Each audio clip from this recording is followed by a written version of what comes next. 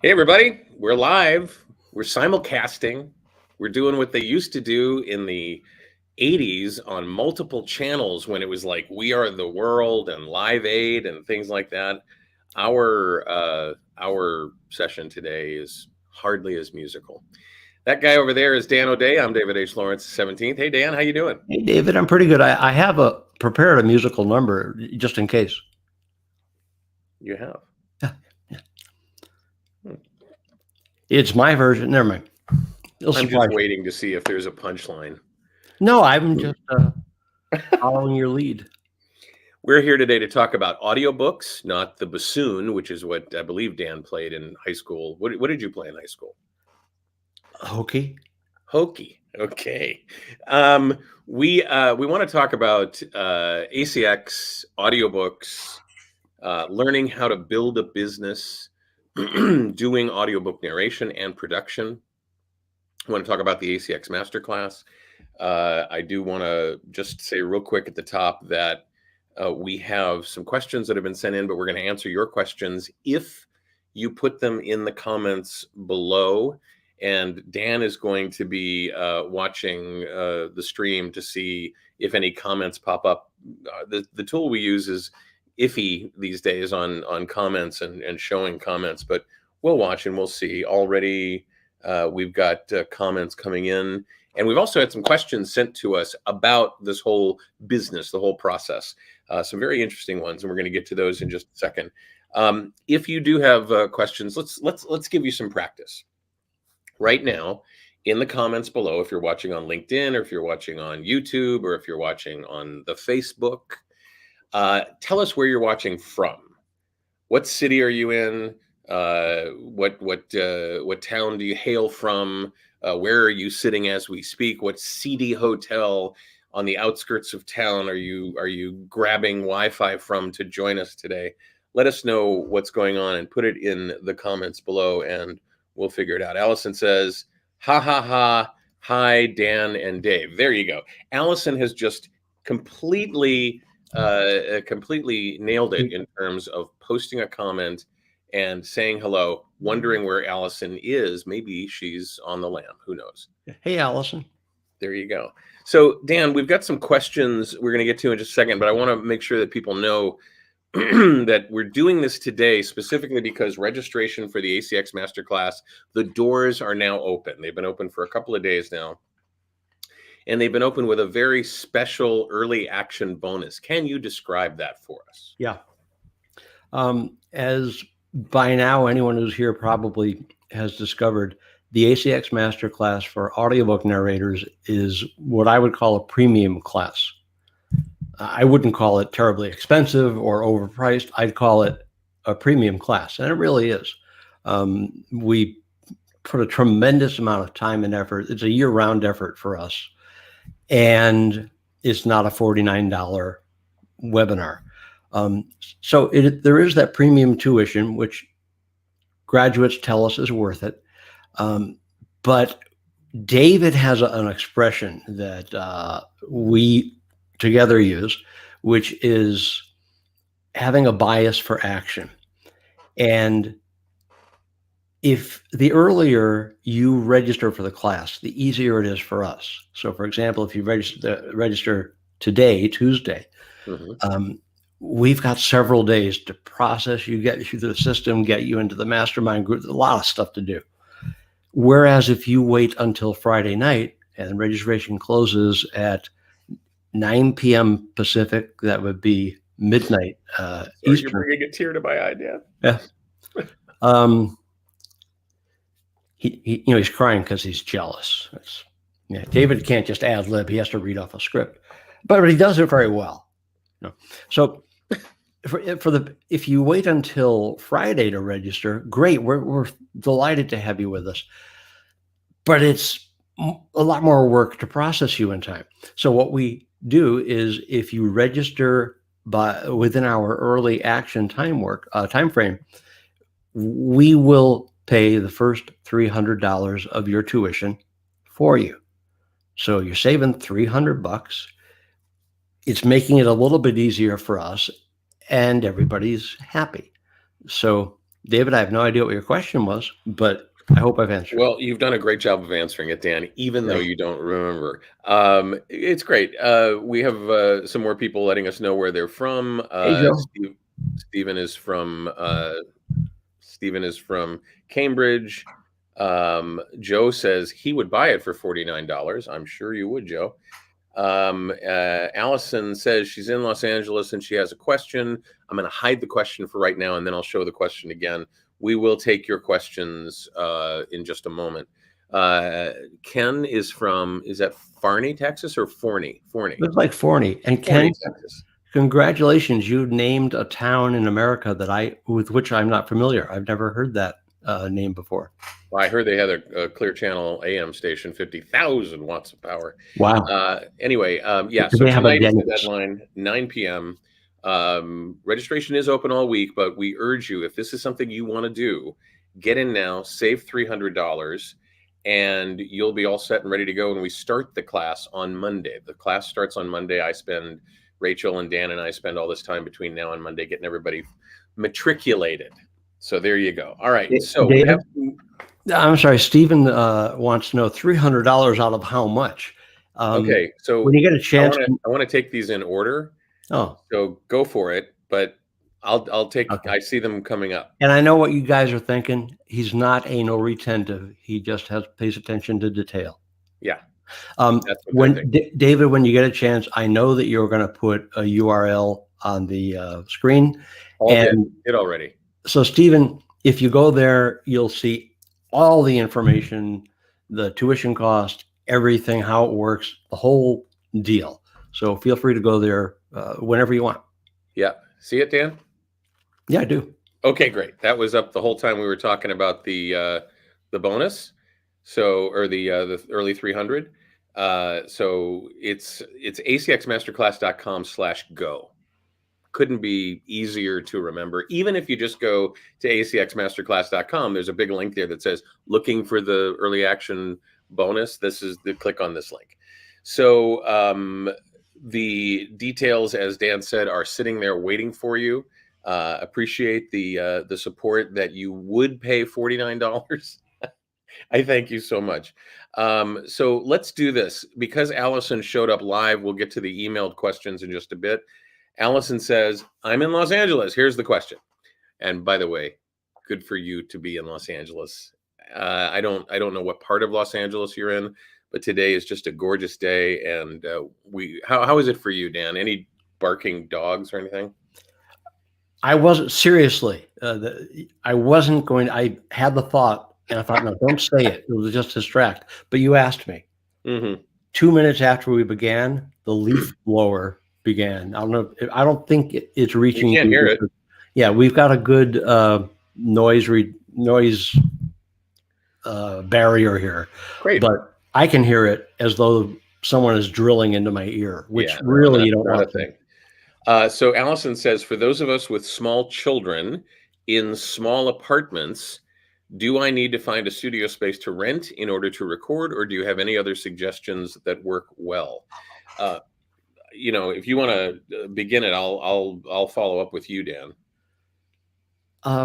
Sure. Well, no, you should not have to rent an outside space. And I'm not going to make any jokes about what you can do because these are little kids. All you've got to do is have them be reasonably quiet. If there is another adult or an older responsible child who can look after them, have that person take the kids in another room and with the door closed. And that's probably all you need. The door, wherever you're broadcasting from, your door will be closed. That's probably all you need. Or recording in. Say again? Or recording in. For recording. Yeah. So, go ahead. That's about it. And in the unlikely event that a child yells, yay, so loud that it penetrates your studio, okay, you'll do a pickup on that. You'll redo it. Yeah. So, but that's not a hassle. And no, you don't have to rent an outside space.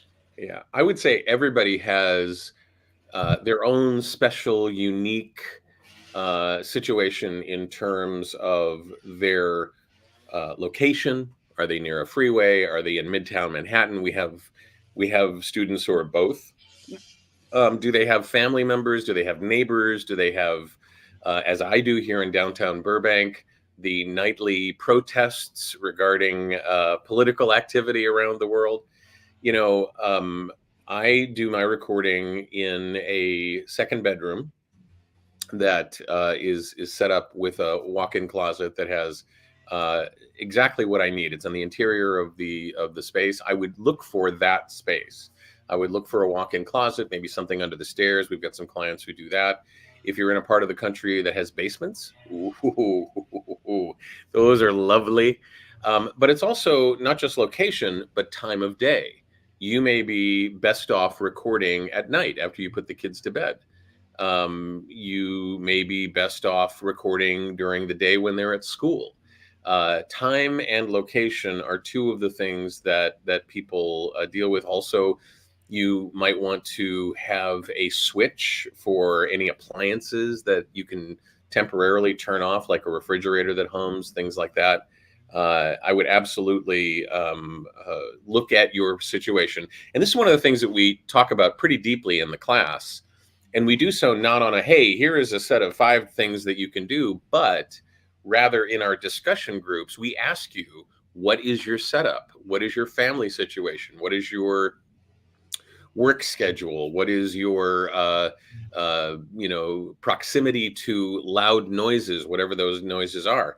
Because there are requirements for ACX that your recordings be not only without children's noise, but also overall quiet in the room that you're recording in. And we show you lots of ways to make your room quieter with moving blankets and with door stoppers, and even if you have to, with the very slightest of work with noise reduction. We save that to the very end because we want you to approach it with environmental and time-based solutions without getting into electronics. But we show you how to do all of that because everybody asks that question. And even people, hang on, one more thing. Even people with booths. I have a Studio Bricks as well. And if there is a fire engine going by, Studio Bricks goes, yeah, no, I can't do that. So what were you going to say, Dan? Well, speaking of fire engines, I don't think you know. Do you know that very close to me is a train track? Train goes by here every now and then. Yep. And yeah, when it's blowing its whistle and it's directly out there, I might have to pause things.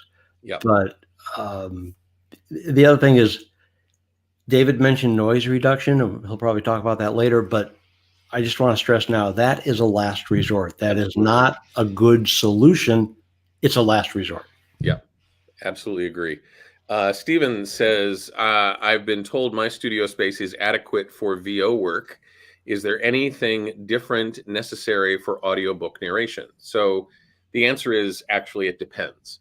If you're doing an audition for voiceover work, it isn't as absolutely necessary that you have a completely quiet space to do that, because they're looking not to use it necessarily in a project, although that happens from time to time in other categories of voice work.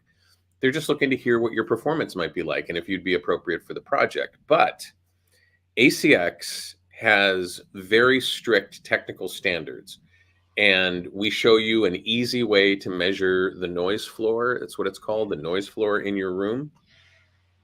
And that noise floor has to be minus 60 dB or greater.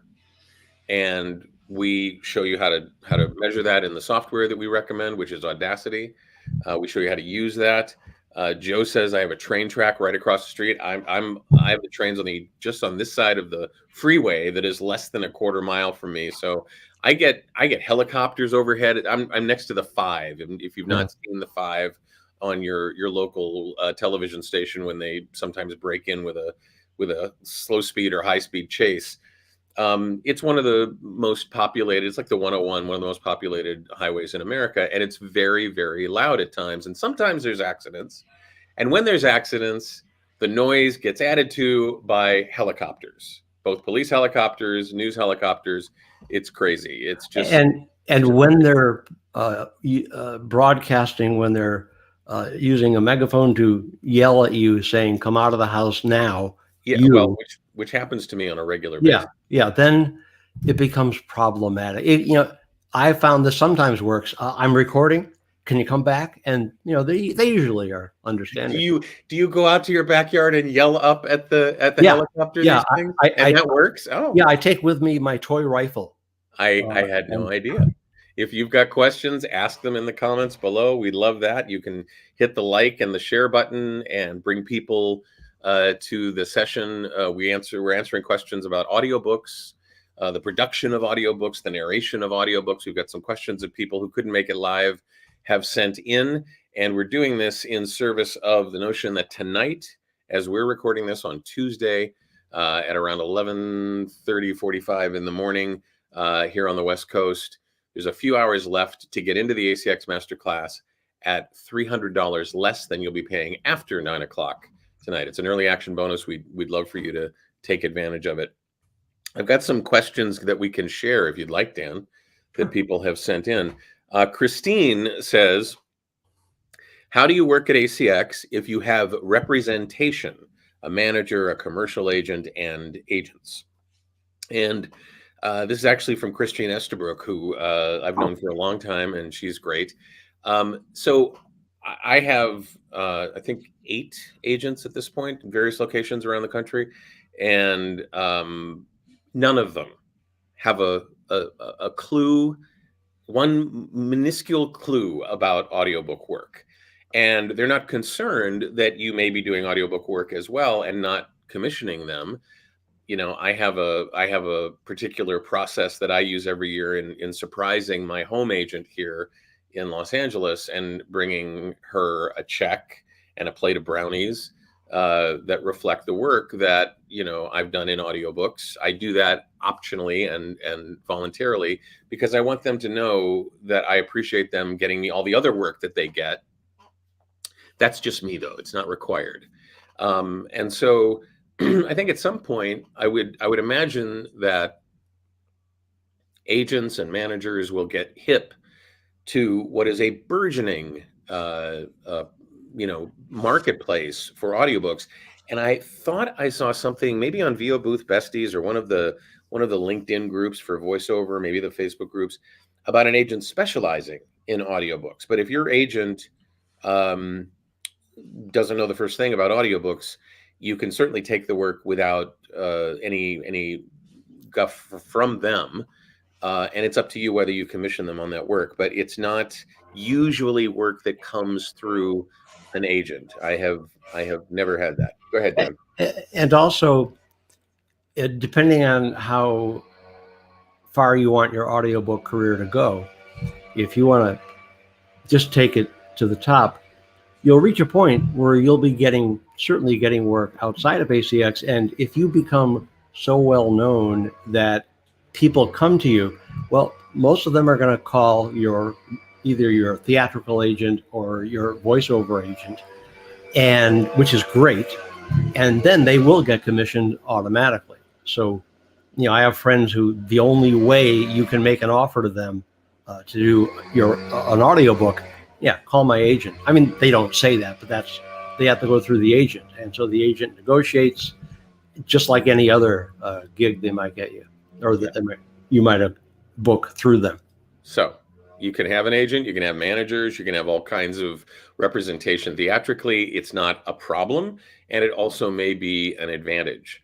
And again, everybody's different. Obviously, in the world of voiceover, the setup for agents and managers is different than on camera. Some people are covered across the board. So Christine, what a great question. Thank you so much. I want to remind you that acxmasterclass.com/go is what you want to go to if you want to take advantage of our early action bonus, where questions like this are dealt with in depth. Paul says, the My Passport hard drive, I'm assuming he's saying, hard drive that I got when I signed up for your excellent course got dropped on the hard floor of my office, after which nothing happened. I'm assuming that you don't mean nothing happened as in it was okay, but nothing happened when you attached it to your laptop. Can this be fixed? Probably not. Paul had a follow-up question that didn't fit on the screen, and he said, if it needs to be replaced, Dan, can you mute? I'm going to mute you because now we're getting I muted you. Now the guy is actually in Dan's office cleaning the leaves out of Dan's office. So you just wave at me when the leaf blower goes away, okay?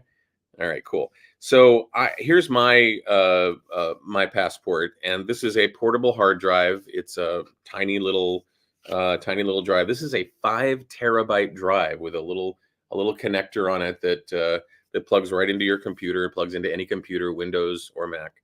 And the Western Digital My Passport is one model that you can purchase. If you want to get a Seagate 5 terabyte hard drive, that's fine as well. Either one, you just want to go on Amazon and type in portable hard drive 5 TB or 4 TB. You want to get one with serious storage. It's about $100. Usually it costs more money to recover a hard drive than it does to purchase a new one. And that's why we go into real deep dive in the ACX Master Class about having backup. And not just one drive, because if you take your backup drive and you drop it on the floor and it doesn't work, guess what? You don't have a backup anymore. You've just taken the backup away. So that's why we have rotating backup drives. This is big because you're working on behalf of a client, what's called a rights holder on ACX. And the last phone call in the world that you want to make to a rights holder is, hey, yeah, so, I've been having so much fun with your book. And then I dropped my hard drive, and now I don't have that work anymore. So I got to start all over again. You don't want that to be the case. You need to treat this like a business. And I have an insanely over-engineered support system in terms of an external drive that you store your data, your work on, and a series of backup drives that back up not only your computer, but also that storage drive that all of your data is on.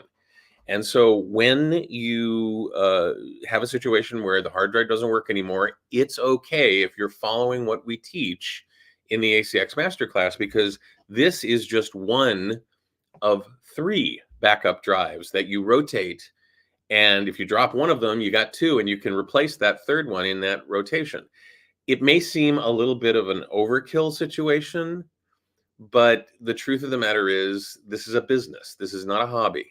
This is a side hustle, but it's a business for some people. This is a main hustle, but it's a business for those people as well. And you have to treat it that way. And if you were out in a retail location or something like that, then you would make sure that your space had a UPS, an uninterruptible power supply. You'd make sure it had backup.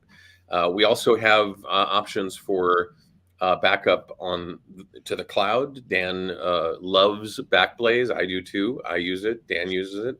We tell you all about this in the course, and so I want to make sure that do you have anything you wanted to add? I noticed you unmuted yourself.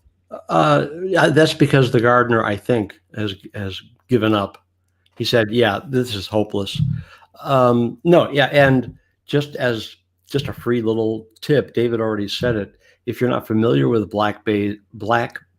Backblaze, it's inexpensive. It's a monthly service. The setup is one time and super easy, and then that's it. You don't have to worry about turning it on or off or anything. It only runs if it backing you up at any particular moment would overload your CPU.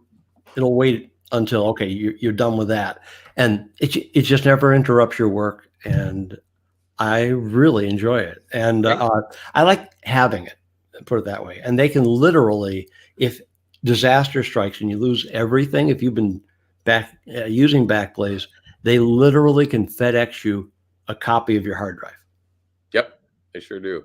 And if you return it to them, it doesn't cost you anything. Yeah, and they'll do that for free, as David says, or you can keep it. And that happened once to me, and that is one of my 2 backup drives on my desk here.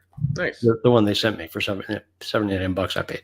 When Allison was asking about noise before, Stephen posted, I have twisted wave. Can that measure the floor level noise, the noise, it's noise floor level? Yes, it can, in exactly the same way that we teach you how to do that with Audacity. If you're using twisted wave for all your other voiceover work, that's great. In the ACX Master Class, we have a very specific process that I created called the stair-step method that relies on Audacity rather than twisted wave. But that's okay, because you can have both on your hard drive at the same time and use Audacity for your audiobook work and twisted wave for everything else in your voiceover world, and that's just fine.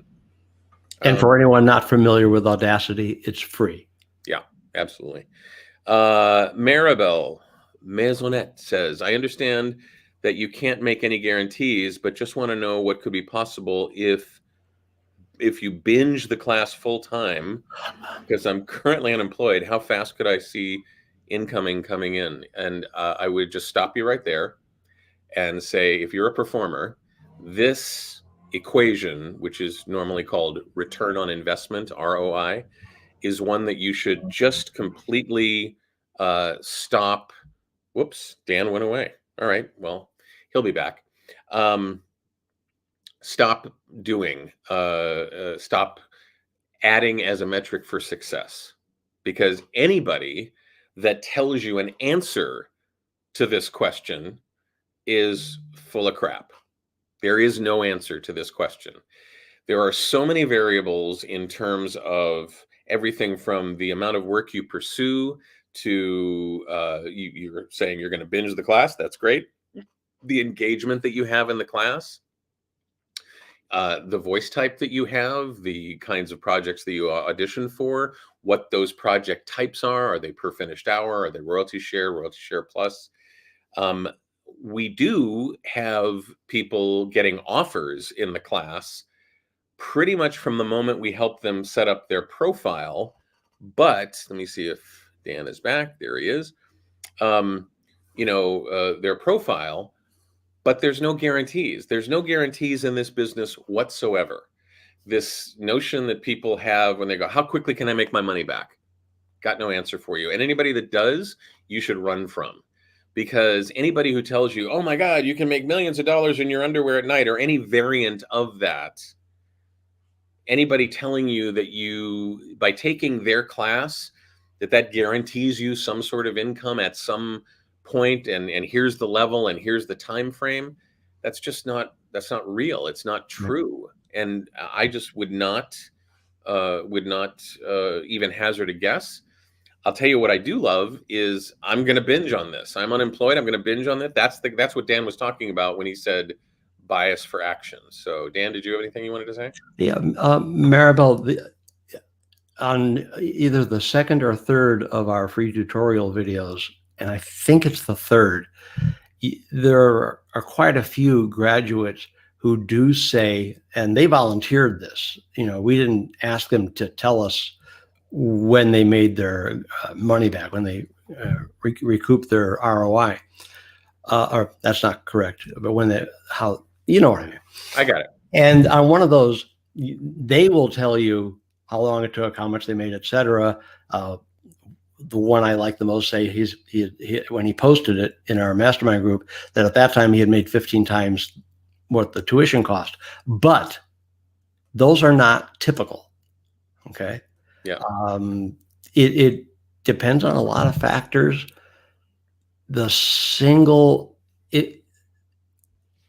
In my opinion, assuming that you have learned how to make recordings that are clean and appropriate for audiobooks, once you have set up a really good profile on ACX, rather than the 95% of ACX narrators who just put their resume up there hoping to get work.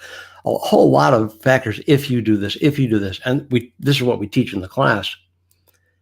And then if you dedicate devote a lot of your attention to doing it. Doesn't have to be every minute of your day, and it doesn't even have to be your full-time work. You can have a full-time job, But what I have noticed from our graduates is it really depends on how seriously you apply it.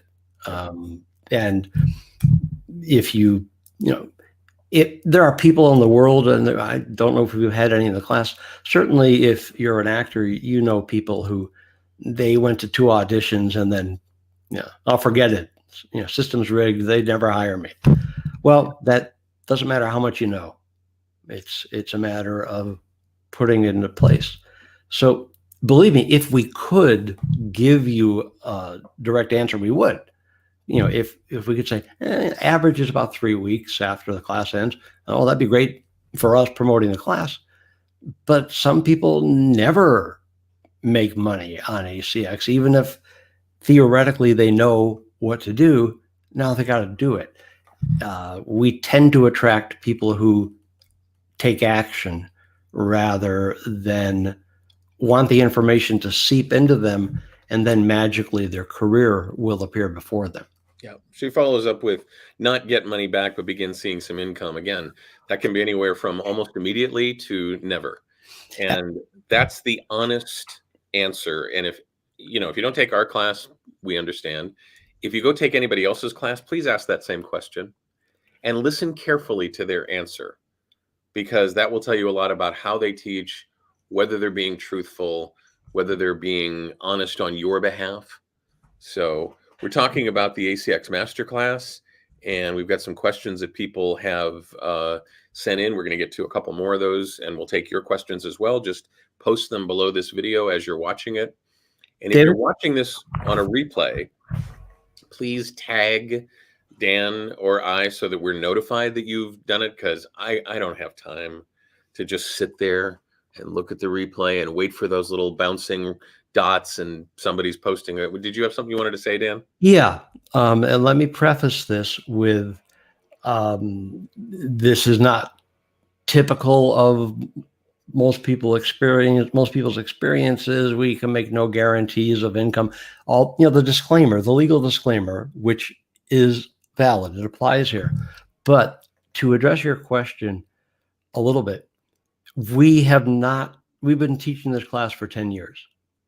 And so far, we have not had a class in which one or more students didn't book work as soon as the class was over. Or during the class. I know I held that back, because if I said, the very first class we taught, J. Rodney Turner, who was in that class, booked one job with a tentative offer on a second before the 4th week of the class was over. And that is not typical, but booking something either in the last week of the class or within the next week following the end of the class, that is not unusual for our students. Do they make a lot of money from that? Maybe not. I mean, who knows? Probably most of them don't, because I encourage it. Someone who's new to all of this, and there's a nervousness. You've never really been behind the mic professionally, and you're just really tentative.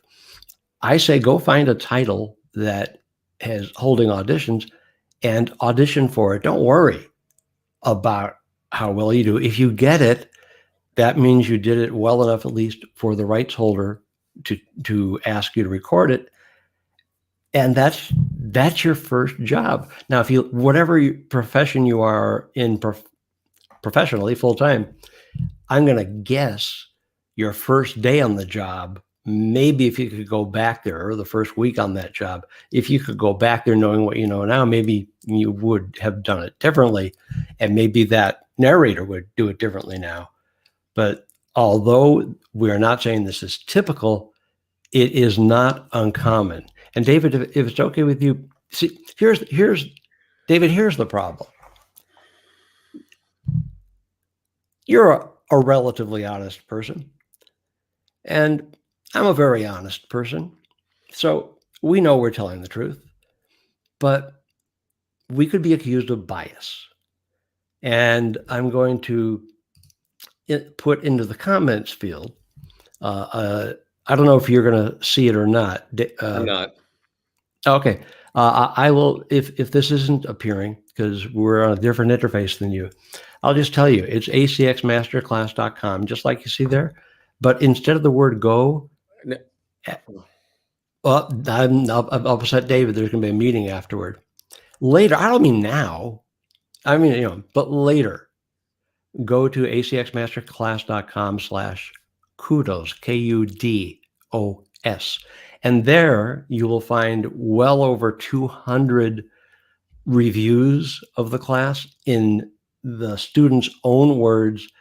And unlike the ones where it's kind of anonymous, best class in the world, LJ Europe. No, you'll see the person's name, you'll see their photograph, you'll see where they are geographically, and you might actually recognize someone you know. And if so, I encourage you, when you get a chance, contact them privately and say to them, okay, totally off the record, this won't go back to Dan and David. What was it like in the class? And find out, because they are possibly less biased than David and or I are. I'm sorry to interrupt you, David. No worries. Said, so what I hear you say is that I should better go get a job first, even though I'd rather do this because I am an actress, but I need income this month to pay my dues and buy groceries. That's right. Absolutely. I don't want anybody taking money that should be paid for rent or for groceries or for your car. This is certainly something that is farming as opposed to reaping the harvest. This is planting seeds, and so it's going to take a while, and it could be months, it could be never. And I don't want anybody going, you need to pay your rent, you need to go find a job. Now, the good news is, if you do find a job, you can take the course at the same time. We have people who do this on the side, we have people who do this for their main pursuit. So you can do that in addition to getting a job. And I wish you the best of luck and peace with whatever decision it is that you make, because this is a tough position to be in. And I don't at all. I completely understand your concern about this. Yeah, And take care of your survival needs right for this month or next month, and do it when it's best for you. Now, yeah. So go ahead. You go ahead. Fine, I'll go ahead. Because we always get asked this. You register for the class now, and let's say something comes up, and for the next month you're unavailable. This is the home study class. You can take it at your own pace. And the way it's structured is everything feels like it's real time to you. And you might do it in the 4 weeks that we laid out. You might not start it till next year. It doesn't matter. All the materials, all the resources are accessible to you forever, or until the internet explodes. Okay. Maria says, where do you find good audition books or paragraphs to send out for an audition? So inside this question is a different question, and that is, how does ACX work? Do I need to find books to send out paragraphs for auditions?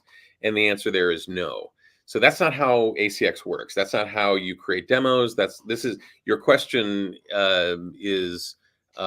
shows me that I love to make sure that the people who've never done this before understand how the process works. You don't have to go find good audition books or paragraphs to send out for an audition. This is a different type of category than any other voiceover category or on-camera category that you would be auditioning for. ACX is a totally free platform. They don't charge you to be on it. It's not only an auditioning platform, it's also a production platform. So people who have books that have yet to be turned into audiobooks, which is why ACX was started by Audible, right, post auditions on the site. And those are the auditions that you can not only search for and audition for without being invited. What? Yeah, you don't have to be invited. In fact, you rarely are. There are times when a rights holder will say, "Hey, I heard your stuff on the site, and I'd love for you to audition for my book," or "I'd like to just offer you this book." But this process that you've described in your question is not how it works with audiobooks. And so you don't have to worry about finding good audiobooks or sending out auditions. It's all contained on the ACX site. And earlier there was a question. Where is it? I'm going to find it. Oh, here it is, from Joe, who said, is ACX the only place we go to find audiobook work, or are there other places? And those two questions kind of tie together, because ACX is a great place to start. And I built my business on ACX, and I still do much of my work on ACX. But I also work for the big five publishers. I work for production platforms that subcontract work to authors, either in addition to helping them write their books, or for big publishers who don't have a division that does audiobooks. And so everything that you learn in the ACX Master Class, you can apply to the over 150 other options that you have. And that's just the people that have union contracts. I serve on the union audiobook steering committee, and they occasionally give us a list of all the different places where union audiobook narrators can find work. There are dozens of other places that don't have union contracts as well. So the answer to Joe's question is no, ACX isn't the only place, but it's a fantastic place to learn how the business works, to learn how to deal with a client, and to learn how to narrate and produce the book that you may end up doing a job for another platform. Did you have anything you wanted to add to that, Dan? No,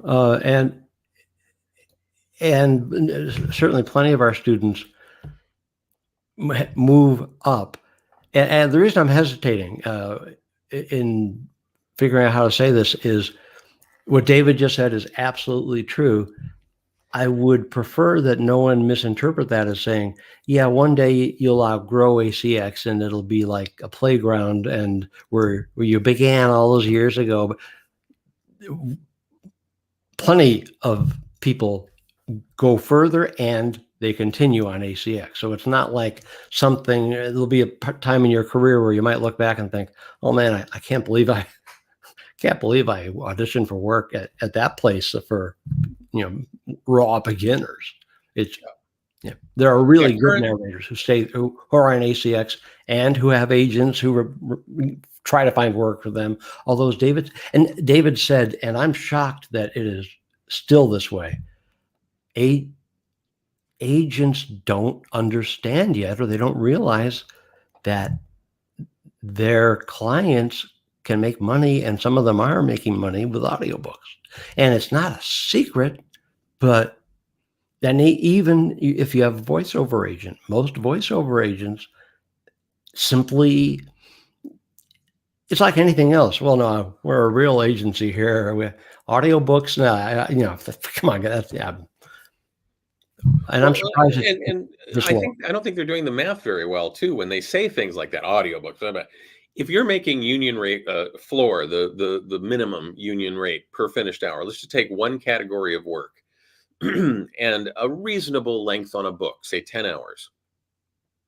If you're making $250 per finished hour, that's $2,500 for that book.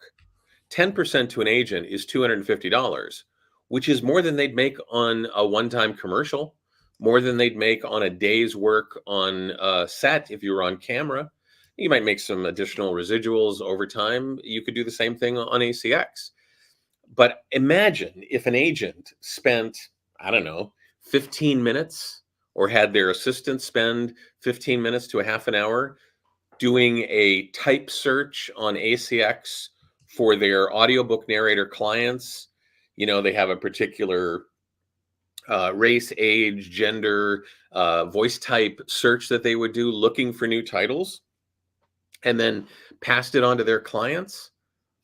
I mean, that to me seems like a reasonable way to spend their time, just the way they would spend their time on breakdown services or on casting networks looking for auditions for you for on camera. So it's something that I think in the long run, it's going to be an interesting process, and we'll see if agents catch up with that. I want to remind you that at 9 o'clock tonight, The early action bonus of a $300 savings on the course is going to go away precisely at 9 o'clock sharp Pacific time.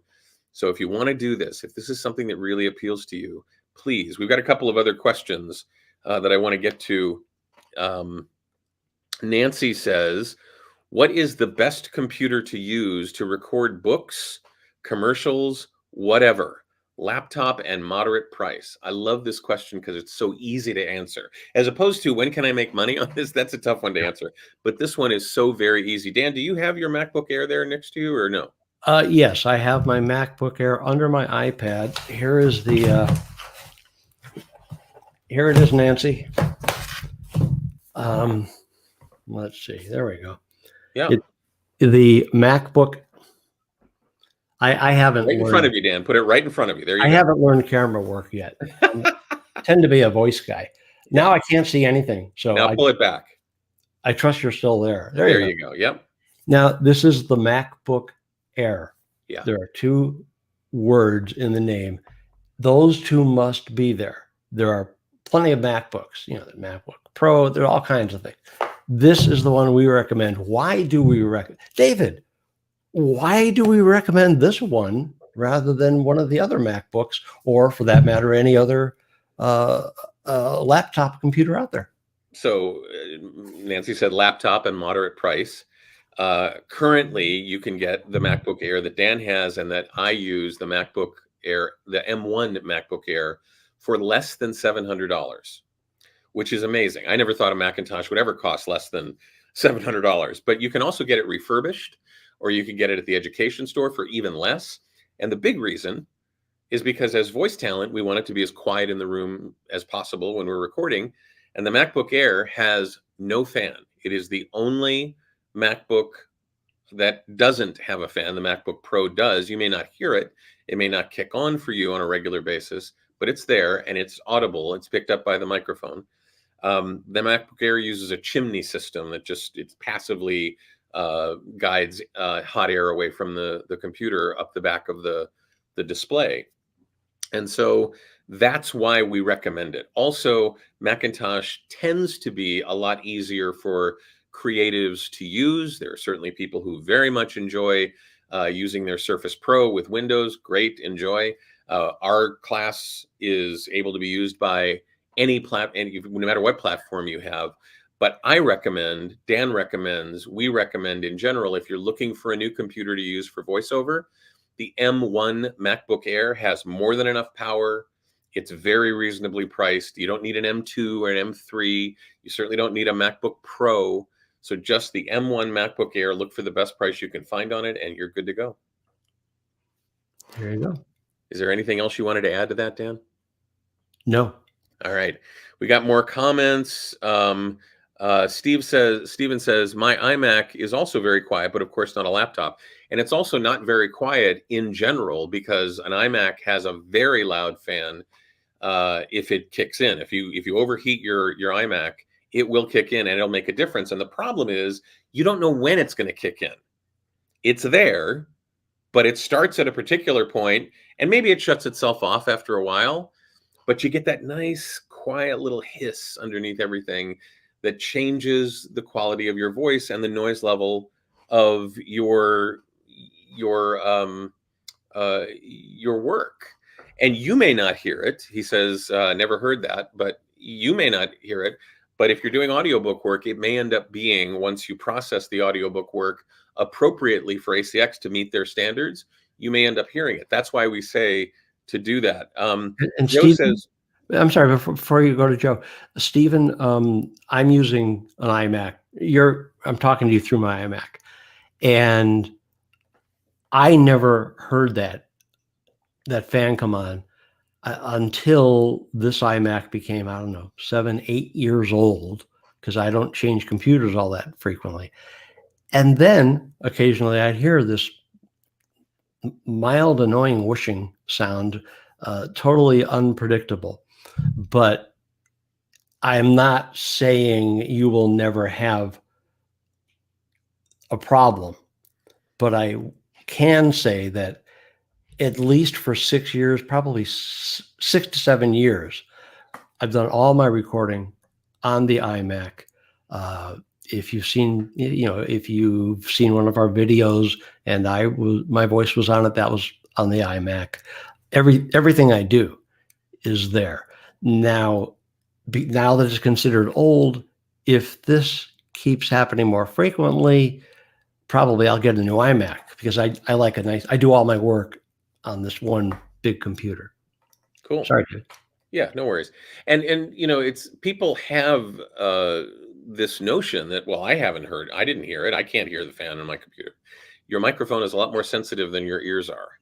And it happens not only with the fan noise on your computer, but with that dog barking that your brain kind of rejects, but ends up showing up in your recording, or that gunned engine that goes by. If you haven't trained yourself to notice little things like that, just like when you're having a conversation with somebody, you tend to raise your voice to talk over a noise, or ignore, because it's temporary, a noise that intrudes. That's not going to be the case when it comes to the recording, and your microphone will pick it up eventually. And as your computer gets older, it gets the parts where the heat begins to affect it, and the fan comes on more often. Joe says, when you start on ACX, should you do more royalty share plus, or just per finished hour? So that question, again, is one of those questions that, let me just shift it around a little bit. You should do projects that A, reflect your brand, and B, pay you good money. All three of those project types will pay you money. There's no one project type that pays you better than others. Royalty share, I would only consider taking a royalty share project if I think the title is going to sell well. I would only suggest taking a royalty share plus project if the plus part of royalty share plus, which is the prepaid amount that you get for doing the production, is reasonable and at least at union standards, union minimums.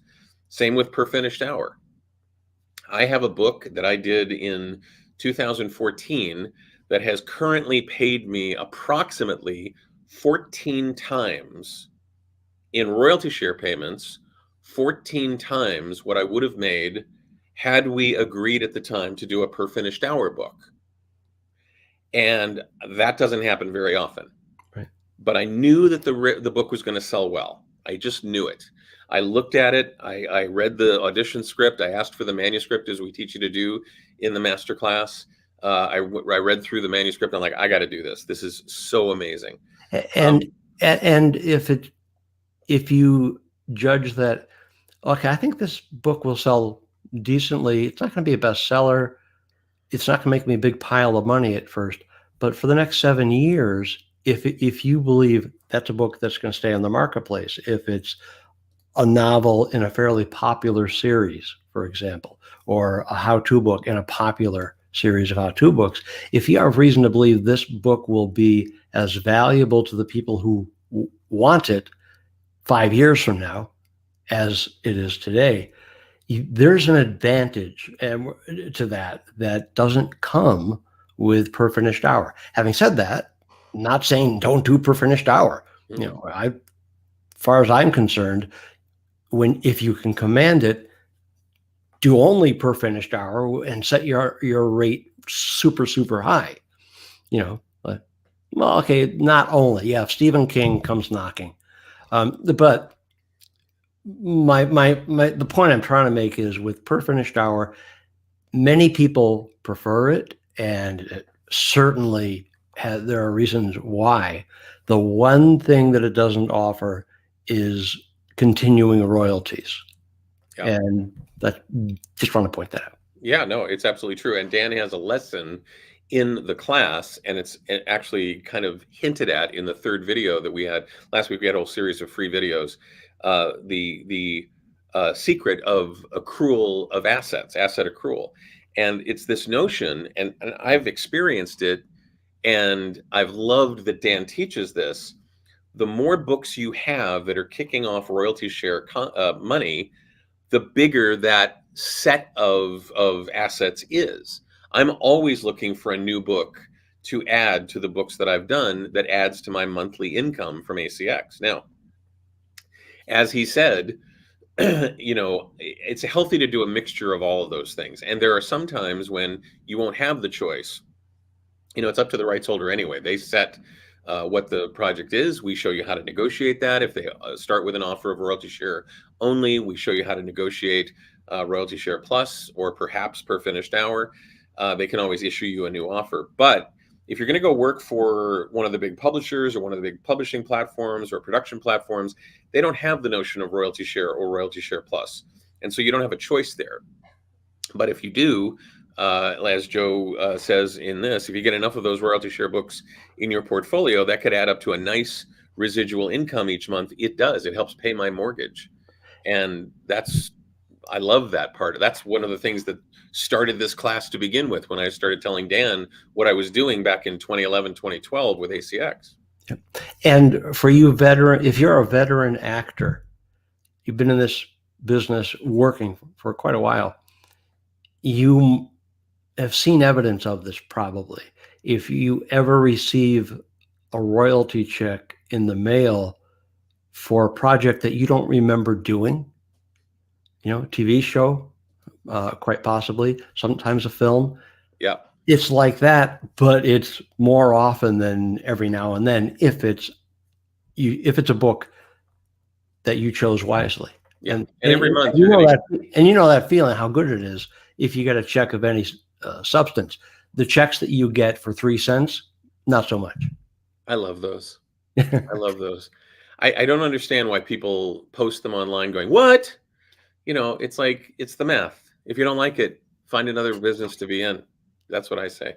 acxmasterclass.com/go. We still have a couple of questions that have been asked via email that I want to get to before we wrap things up.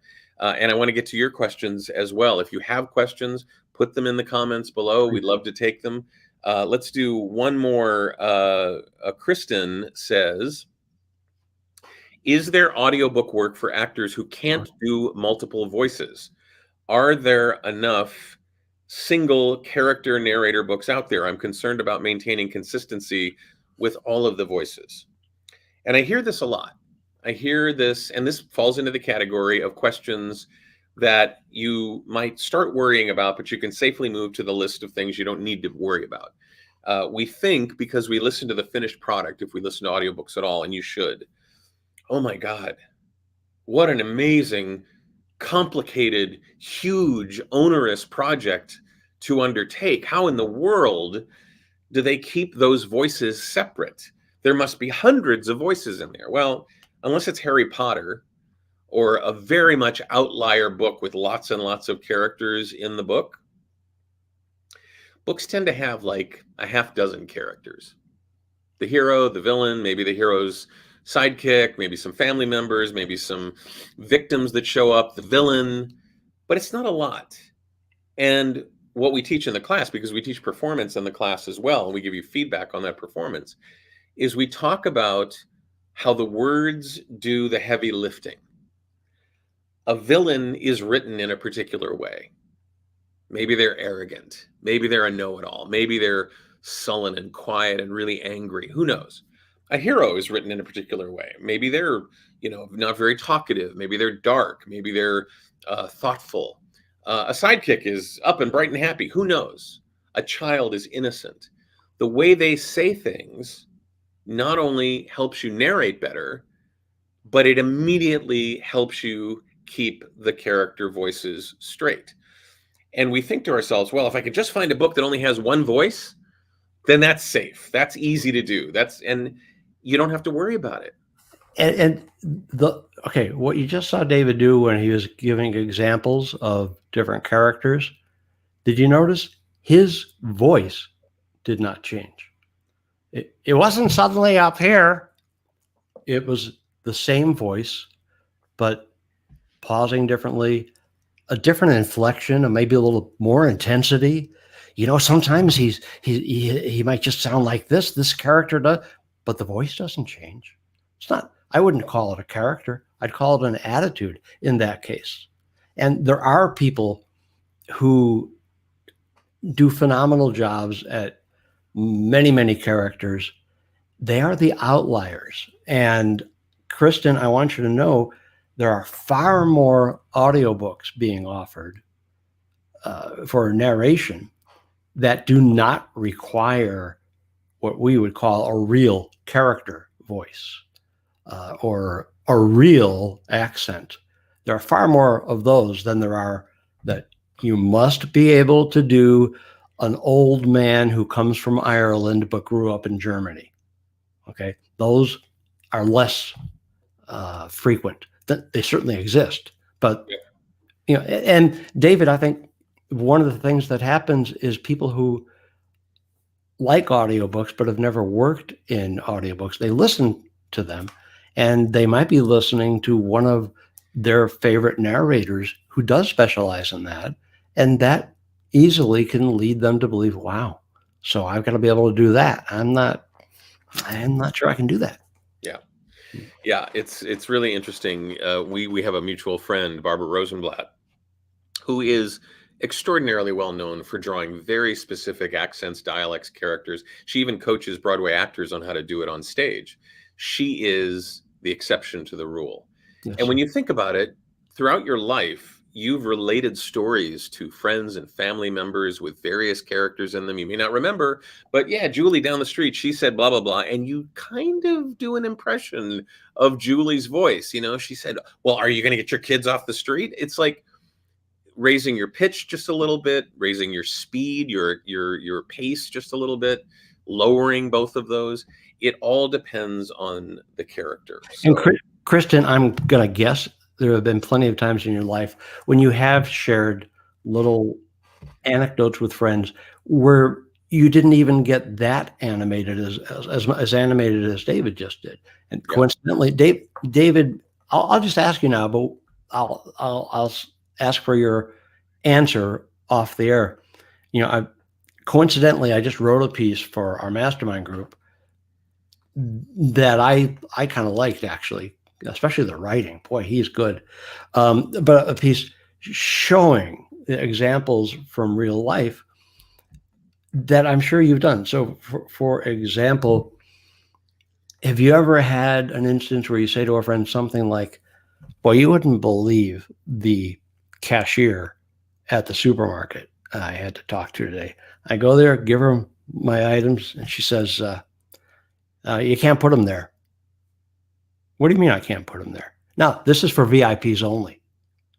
Now, that's still my voice, but the single, in my opinion, and I hope David will contradict me if necessary, in my opinion, the single most important task you will have is making sure that at every moment the listener knows who is speaking. Yep. And you can do that with just with that little pause. Yep. You know? Dan has this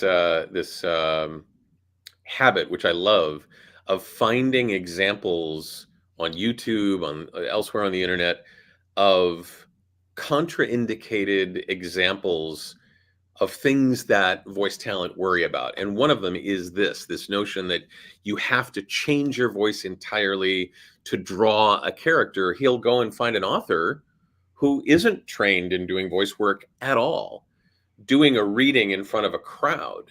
And yet you can tell very easily who's talking and who isn't talking and why they're saying what they're saying, strictly from the attitude. So I just want people to know this. We're going to get back to the questions in just a second, but I want to remind you, 9 p.m. tonight, acxmasterclass.com/go. Go there now or before 9 p.m. to get a $300 savings on the course. It ends precisely at 9 p.m. Pacific tonight. David, how are we at honoring deadlines? Like if somebody misses it and tries to register on Saturday, well, that's cool, right? Yeah, no. The system automatically stops accepting registrations under whatever conditions. At 9 o'clock tonight, it'll flip over to the full price. And then Friday night, which is when we actually end entirely, because we start the class this coming Monday, July 1st. Oof, who knew? It'll close registration entirely, and we don't take any more people. So Tim says, should we ask for and read the completed transcript? I think you mean manuscript before agreeing to a contract or an offer? Absolutely. Good question. We teach you the actual step-by-step timeline of finding auditions, responding to auditions, when you get an offer, negotiating that offer, part of which is I'll need to see the manuscript first to make sure that whatever they sent, whatever clip they sent you, whatever piece they sent you that you auditioned for matches the rest of the book. We also show you where the red flags are. If there are scams happening, if somebody's trying to scam you on ACX, there's no barrier to entry on ACX. Right. So the scammers have arrived. And we probably have 5 or 6 lessons, including one of our graduates, Bob McCoy, who specializes, we do an interview with him, he specializes in scams, and also with Craig Tollefson, who's created some tools that help you avoid scams. But you absolutely need to ask for the manuscript and review that manuscript. And then Joe says, do you have any tips for how to prep for an audiobook read? Once you get that manuscript, we have a whole series of things that you need to do, not only on your side, but also in instructing your rights holder on how to audiobookify that manuscript, because rights holders can't see pictures. They can't see the table below. They can't go to page 17 in chapter 4. There's all of these things that we make you consider, at least. Also, where do you put images that are key to the story? We show you how to create a related PDF. So yes, you have a bunch of tips, and not just tips, but an actual procedure. We teach you how to use a tool called Positron that not only helps you with self-proofing, which is great with Positron, but also how to use it to prep for your book, to research pronunciations and geographic locations and other words that may not be familiar to you. Dan, you look like you're itching to say something. No, it's just itching. Okay, great. Actually, since you gave me the chance, going back to the previous question about should you get the manuscript in advance, quite recently, and it's the first time I've seen it in our mastermind group, somebody posted something where they were offered the job, but the author, in this case was the rights holder, the author refused to provide the manuscript until and unless the narrator accepted the job. And he came to the mastermind group, well, what do I do? And pretty much the answer was either run or nothing. Just get on with your life. Politely pass, yeah. And how to say that is important. And, it feels like every time somebody asks a question, we're able to say, oh, in the course, we have this. We'll answer the question, but we also have some very deep resources in the course. One of the things is over the last, I think now it's 13, 14 years that I've been working on ACX.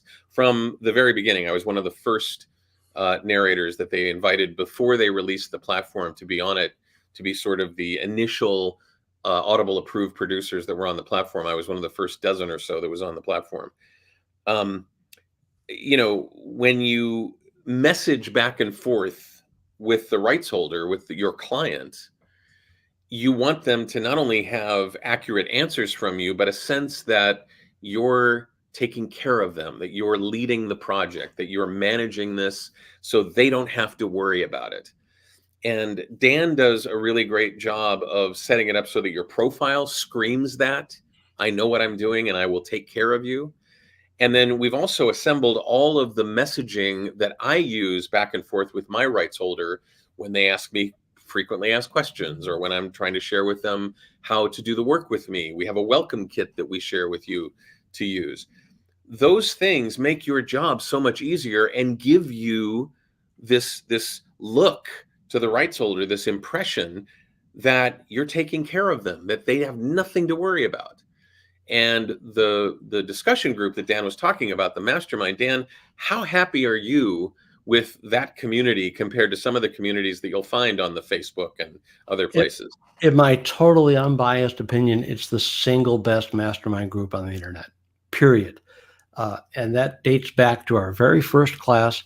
We don't really know what caused it to be so good. We would like to think, oh, we're so great.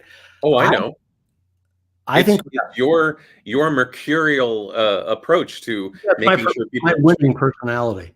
Yeah, A exactly. lot of people talk about my winning personality. Exactly. What do you mean by that? But so the very first class we did, I have no way of knowing for sure, but I think we simply got lucky that the people that we attracted for that first class were just incredible in terms of their attitudes. They are not afraid to ask questions. If someone asks a question and they know the answer, they're very happy to jump in.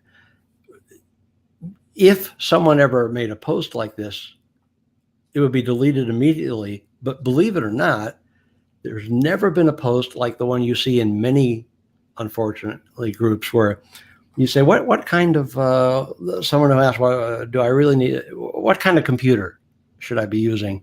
And somebody will say, well, if you don't know that, what are you doing trying to do audiobooks? Something like that. Or have you used the search function here in the group? Yeah. Yeah. We've talked about that a million times. Well, not when they were there. Yeah, and actually, there is a point at which someone will might ask a question in the mastermind group, and it is so generic that my response will be, in this case, Google is your friend.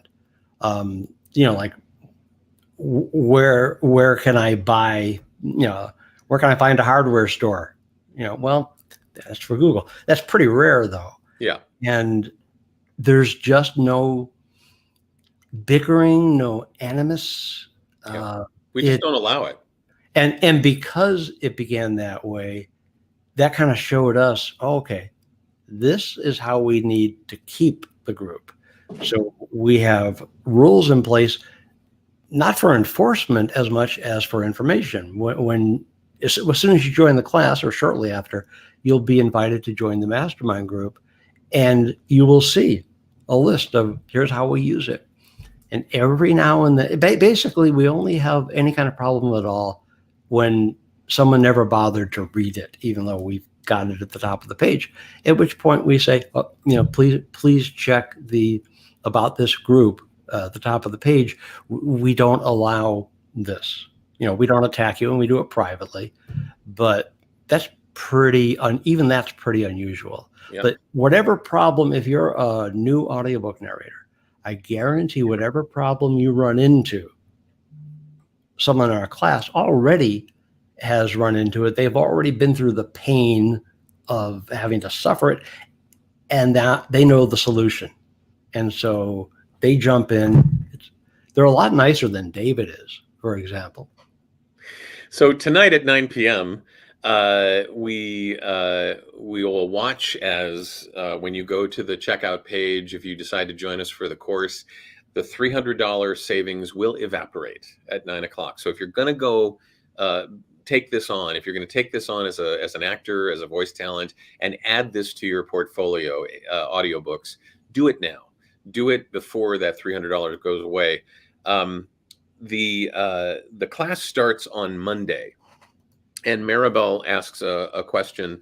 On Monday, do we get all the course all at once, or do we only have access to the lesson of the week after week? So it's not week after week. We don't overwhelm you with the entire class all at once, but you do get a steady stream of lessons every single day throughout July.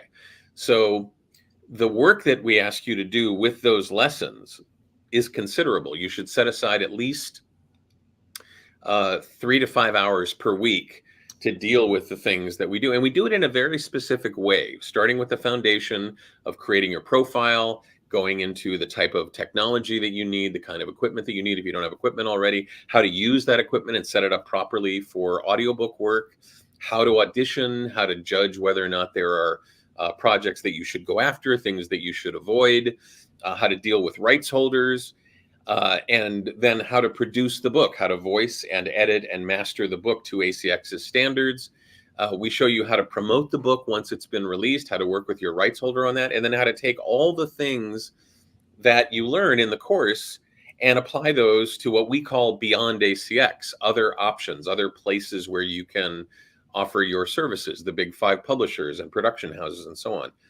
And in those, in that stream of information, if we were to just dump that all on you on the first day, most people would look at that and go, okay, this is too much. I don't know what's going on here. But if we slowly dole it out to you, very few people worry about keeping pace with it, because again, you can do it at your own pace. And Maribel, I know that earlier you said you wanted to just binge on it. And believe me, if you kept up with what we do every single day, binging is exactly how people would describe what you're doing. So and with the videos, it's not, there's videos, as David said, videos, PDFs, all kinds of things. But with the video classes that originally were done live earlier this year, it's still in the industry, the old term applies, live on tape, even though it's not tape. It's not going to feel to you as though you're looking at a static video. Just as if you watch a late night talk show on television, and you're not in the period, regardless of your time zone, that late night talk show already is recorded. You're watching a video recording, okay? But it feels completely live. Same here, because what you're watching is a recording of a live class. Yeah. So in the class, people are asking questions. David and I are going back and forth. It's not as painful as you might expect. Yeah. And you have access, just to answer a question you may be thinking about, how long do I have access to this? Pretty much forever. And we only say pretty much forever because we don't know how long the internet is going to last, depending upon our future here in the United States and around the world. But you get access to your class forever, as long as we have the website up. And we had a question earlier as to how often we offer the class. We certainly have offered it in the past once a year. I haven't decided, Dan hasn't decided whether we're going to be offering the class again. We will talk about that after we do this class. We don't know, but usually we offer it once a year. So if you don't do it now, there is a slight chance that you won't be able to do it in the future, but it will be a while if we do offer it again. So I always ask people to ask themselves this question. If you want to do this, what's wrong with doing it right now? If not now, then when? And if you're thinking to yourself, well, I don't know. I don't know if I'm good enough for this. I'm too old for this. It's like, it's a lot of work and not a lot of money, which, by the way, is a fallacy. If you looked at one of our videos, you'll see the amount of money that some of our students have made, not all of them. But, for me, it helps pay my mortgage every month. And it's a lovely job to have. There's no external functions going on that like, it just feels so calming and soothing and centering, and it adds to my knowledge base. It gives me the opportunity to act. I can design all of those characters exactly the way I want to design them. I can give you the information in a nonfiction book exactly the way I want to present it on behalf of my rights holder. And I feel a responsibility for taking care of their baby, and you can do the same. If you're going to build a business as an audiobook narrator, now is the time to start, especially now before tonight, when we're going to be ending the special early action bonus. This is for people who know what they want to do. They know they want to add audiobooks. They want the best training possible. And I am proud to say, I look at this as the best training possible when you're looking to create an audiobook practice. David, I just had a psychic experience. I heard one of the viewers say to themselves, I think I'm going to wait for a more convenient time. There's never a more convenient time. Oh, you're going to wait for the time when you've got nothing to do and you're bored. Yeah, I don't recall having one of those since I was about 6 years old. So there's never a better time, unless, the person who right now is concerned about how she's going to buy groceries or pay rent. Yeah, that means it's a bad time. But just think about the things you've done in your life, perhaps even considering launching an audiobook career that you've put off, until, there's so much going on now. Yeah. Can you think of any? Because unfortunately, I can think of some for me. Most of them have to do with cleaning my office space, but there's never a more convenient time. And David, when it's convenient for you within this broadcast, there are three things I like to address, one of which involves a question from Joe, but whenever it's... So we're going to wrap up within 10 minutes, so do it now, Dan, and make it Have brief. we already gotten to the questions that you got in advance? Yeah. Okay. Joe, I had said something about old Irish man who grew up in Germany, and Joe says, "Wow, how would you do that voice?" Now, Joe might have been joking, but this is something you really should understand, everybody. You don't have to be able to speak the language, foreign language. You don't have to speak English with a heavy foreign accent. All you need to do is give enough of a hint that the listener can tell, that's that guy. If the character is Canadian, you just use your normal voice, except every now and then you'll say, well, it's about 4 o'clock. And we hear a boat, and we go, you're from Canada, right?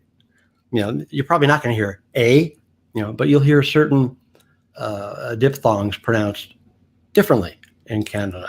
So you just have to have a hint in the voice of where the character originates, if it's important in the first place for people to hear that. So that's for Joe. Okay. You said you had 3 things. What's that? You said you had 3 things. Yeah. Oh, thank you. I had lost count. Going back to something David said about when a rights holder contacts you and says this, and what you say back. Okay. I think David mentioned it slightly, but I want to make sure it's clear. We've got this huge PDF book of templates that you can use as is or adapt. Like, what do I say when, whatever the thing is. And you can use or adapt those, and that's incredibly helpful.